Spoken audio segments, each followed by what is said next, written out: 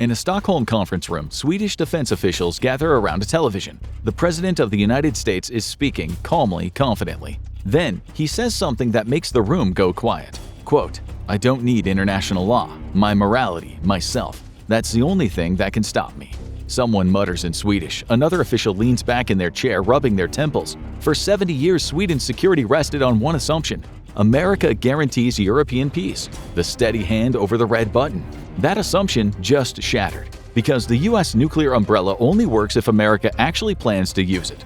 Within weeks, Sweden's most prestigious newspaper published something unthinkable, an editorial calling for Sweden to seriously discuss nuclear weapons.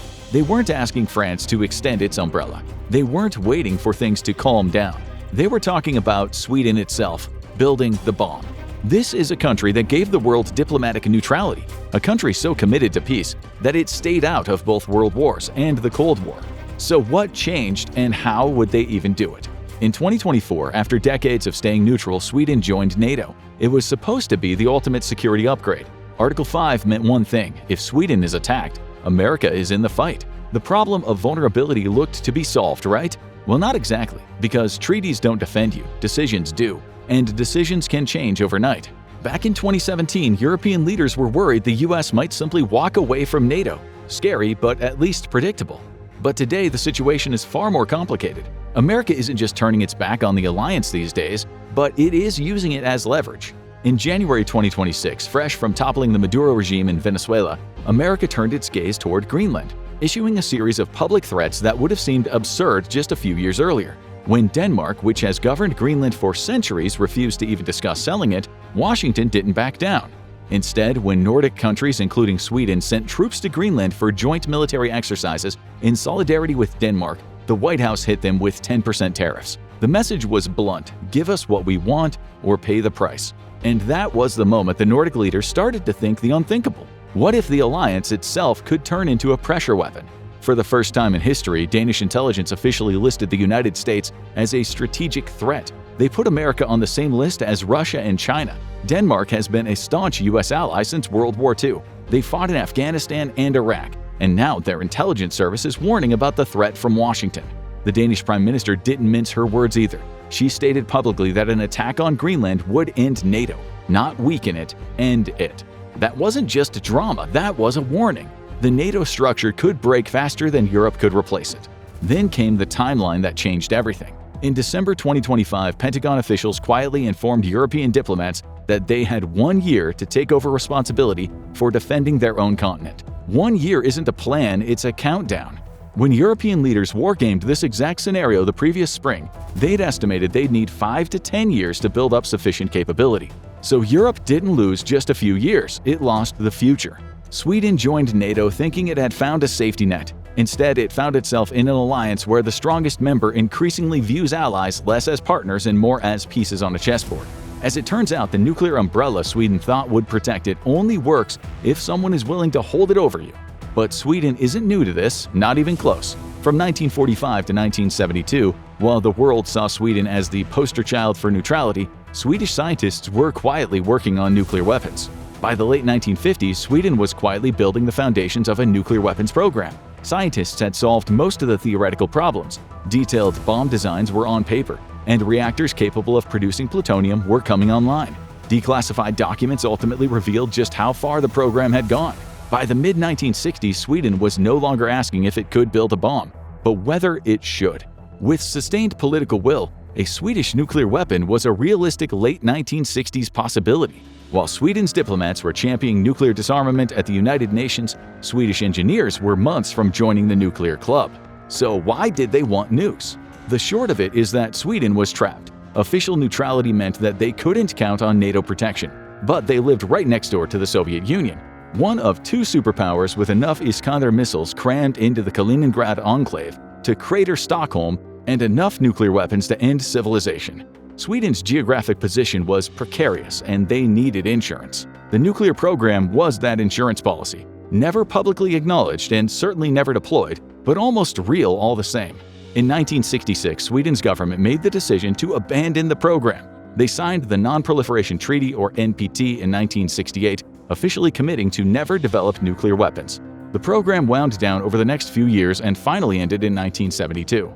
Yet, that technical expertise didn't simply vanish overnight. Sweden still operates 6 nuclear power plants to this day, producing about a third of the country's power. They've maintained deep institutional knowledge of nuclear physics, a grasp on nuclear reactor technology, and the handling of radioactive materials. That is decades of continuous experience with nuclear technology, just the civilian kind. Then there are the submarines. Sweden's Gotland-class submarines are famous in defense circles for being absurdly quiet.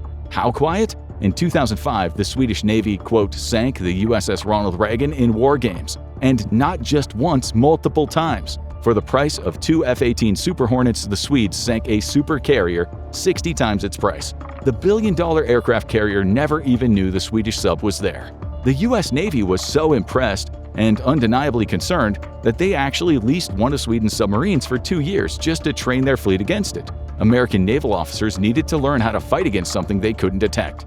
Now, you might be wondering what super quiet submarines have to do with nuclear weapons. Everything, actually. Because nuclear deterrence isn't just about building a bomb, it's about proving that you can still strike back after you've been hit. The hard part is building a credible second strike capability, meaning that even if an enemy wipes out your cities in a surprise first strike, you still have enough firepower left to retaliate. That is what stops the attack from ever happening in the first place. And so it logically follows that the absolute best place to hide nuclear weapons is where they can't be destroyed in a first strike, which puts submarines that nobody can find high up on the list. Sweden abandoned their nuclear weapons program decades ago, but they kept building the delivery system. They kept perfecting the technology that makes nuclear deterrence actually work. So when people talk about Sweden having a leftover Cold War-era nuclear weapons project, they're not being entirely metaphorical. Institutional knowledge exists, the submarine technology exists, nuclear expertise exists. The question now isn't whether Sweden could theoretically build nuclear weapons, it is whether they will and whether they can do it fast enough to matter. Sweden isn't panicking in isolation. All across Europe, countries are scrambling to figure out what comes next. France and Britain, Europe's only nuclear powers, signed something called the Northwood Declaration in July 2025, and for the first time they're coordinating their nuclear operations through a joint steering group. They're not sharing the launch codes or anything that dramatic, but they are working together strategically in ways they never have before. French President Emmanuel Macron proposed extending France's nuclear umbrella to protect other European nations. On paper, this sounds perfect. In practice, French politicians from both the far left and far right immediately attacked him for it, calling it a betrayal of French sovereignty. At the NATO summit in The Hague in June 2025, member states made a jaw-dropping commitment. They pledged to spend 5% of GDP on defense by 2035. For context, the current target is 2%, and about half of NATO members barely exceed that. We're talking about more than doubling defense spending across an entire continent. Germany announced that it would increase its defense budget from 86 billion euros today to 153 billion euros by 2029. According to strategic analysts, that projected increase alone would exceed the combined 2024 defense spending of the Eastern European NATO countries known as the Bucharest Nine. Germany is essentially building a military budget the size of a small continent. But there is a problem. Spain's Prime Minister Pedro Sánchez rejected the 5% target entirely, arguing that it would be counterproductive and harm the Spanish economy. It was a slap in the face to the rest of NATO. If countries start picking and choosing which threats they care about, collective defense falls apart pretty quickly. Poland has been the most aggressive of all about this. Prime Minister Donald Tusk announced Poland is seriously discussing joining France's nuclear umbrella. President Andrzej Duda called for the US to deploy nuclear weapons on Polish soil, the same arrangement Belgium, Germany, Italy, the Netherlands, and Turkey currently have. Then in May 2025, reports emerged that Tusk stated Poland would look to develop its own nuclear warheads to make Eastern European, quote, safe and, quote, invincible. If true, that would be a clear violation of the Non-Proliferation Treaty Poland signed. But when Russia is your neighbor and your traditional protector seems increasingly unreliable, international treaties start to feel less binding. Making everything more complicated, Europe can't maintain unity. Hungary's Viktor Orbán constantly undermines collective decisions. Different countries have wildly different threat perceptions and budget constraints. Far-right parties are rising across the continent, and many of them oppose deeper European military integration. This is where Sweden's proposal gets clever. The newspaper editorial does more than merely advocate for Swedish nuclear weapons. It proposes shared Nordic nuclear weapons, possibly including Germany in the arrangement. Is the logic here sound? If every European country that feels threatened starts to build its own nuclear arsenal, you get massive proliferation. Poland gets nukes, then the Baltic states feel like they need them. Maybe Romania and Bulgaria decide they can't be left out. And before long, you've got a dozen new nuclear powers, each with their own command structure, security protocols, and potential for accidents or miscalculation. But what if regional groups pooled their resources instead? A Nordic nuclear deterrent covering Sweden, Finland, Norway, and Denmark, possibly with Germany joining, would provide credible regional security while keeping the total number of nuclear powers relatively small. As the editorial argues, an obvious risk of Washington's policies is widespread nuclear proliferation. No one wants a situation where many countries feel compelled to acquire their own weapons, but shared Nordic nuclear weapons, perhaps together with Germany, could counteract exactly that. It's a compromise between dangerous proliferation and dangerous dependence. Instead of 10 new nuclear powers, you get one new regional arrangement. And that raises one last question. If Sweden can't build nukes fast enough, why are they even talking about it? The brutal reality is that enriching uranium to weapons-grade levels requires specialized facilities Sweden does not currently have. Building them would take years, cost billions, and be impossible to hide from satellites and international inspectors. The world would know immediately. And then there are the consequences. Sweden signed the Non-Proliferation Treaty. Withdrawing would trigger international sanctions, economic isolation, and diplomatic condemnation. Worse, it would undermine the exact thing Sweden claims to want to prevent. If Sweden tears up the rulebook, so does everyone else. The timeline is equally problematic. Most experts estimate that even with Sweden's nuclear expertise, developing a functional weapon would take years, not months. Detailed technical studies of Sweden's own plants estimated an 8 to 10-year development period if the equipment was already in place. Contemporary U.S. analysts in the 1960s likewise judged that such countries would need up to a decade to field a nuclear weapons capability if unrestrained by treaty. And the timeline is the killer. Even with Sweden's expertise, this is a years-long project, not a months-long emergency fix. And then there's the money. France and Britain spend billions annually just to maintain their relatively small arsenals. For Sweden, a country of 10 million people, the economic burden would be staggering, especially when simultaneously trying to hit that 5% defense spending target. The political obstacles might be the tallest of all. While some politicians have expressed interest, most of Sweden's establishment opposes nuclear weapons. Public opinion is deeply divided. The idea clashes fundamentally with Sweden's self-image.